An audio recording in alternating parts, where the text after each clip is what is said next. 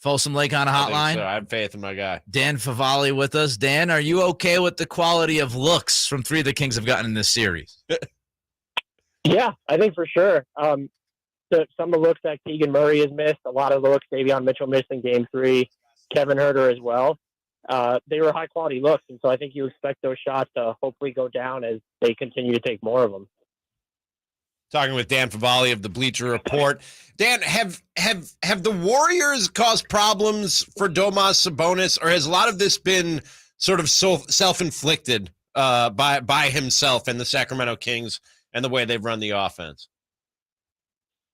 I think part of the reason they've run the offense the way they have is I do think the Warriors' defense has been good at kind of taking away a lot of Sacramento's pet plays, and we've seen Sacramento run a little bit more pick and roll than normal, and so I think you have to credit them with maybe removing him and Sacramento in general in the half court from some of their comfort zones. And I also think, look, Sacramento's desire to run in this series, that's going to take away some touches from Sabonis a little bit as well. So I think those two things have been contributing factors more than anything else.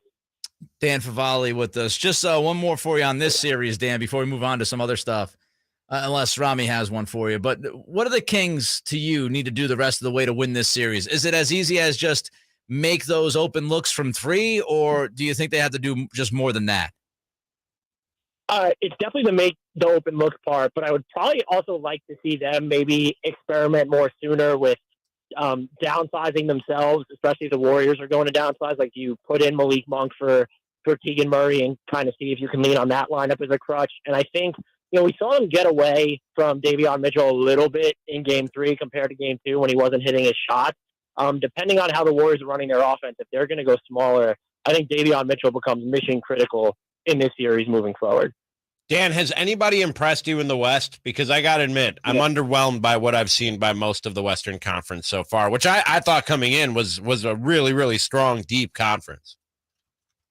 Yeah, I think it's fair to say that. I will say I've been hyper impressed with what the Nuggets have done defensively, what I've seen from Jamal Murray, but that comes with the caveat they're going up against the corpse that is the Minnesota Timberwolves. Right, exactly. Right, you don't really know how to gauge their effectiveness. So I think they're the team that's come closest to exceeding my expectations. But I will even say the Kings defensively in this series against the Warriors, I do think they've pretty easily exceeded expectations for the most part.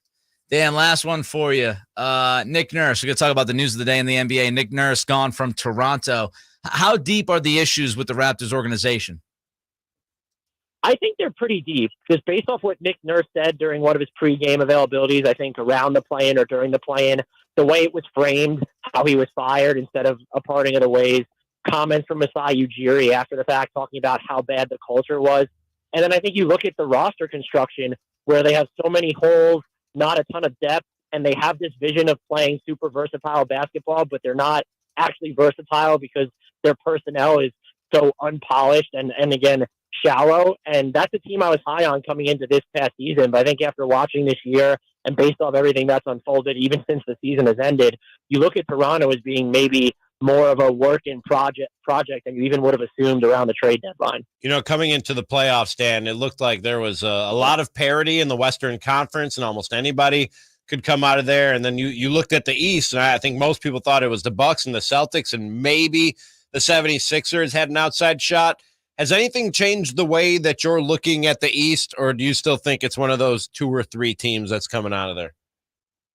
I still think it's one of those 2 or 3 teams, with the caveat that when I watch Cleveland sometimes, I can see it. I can just see the outline with what they're able to do defensively on the inside. When Karis LeVert, with how well he's been defending overall, is hitting his shots, they do look borderline unstoppable with their top 5 or 6 guys. And so I think a good litmus test, if they get past the first round, will come in their second round opponent for sure. But that's a team that I think, even if they can't punch their way to the conference finals or out of the East, like, they could take some of the elite teams, the Bucks, to if they needed to a 7-game series.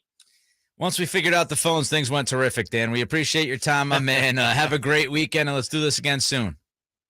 Thank you so much for having me and working through the phone issues. No worries. Thank you, Dan. There goes Dan Favale from Bleacher Report, also the Hardwood Knocks podcast. He was on the Folsom Lake Honda hotline. Folsom Lake Honda, your one-stop Honda shop. Told you, man, Cleveland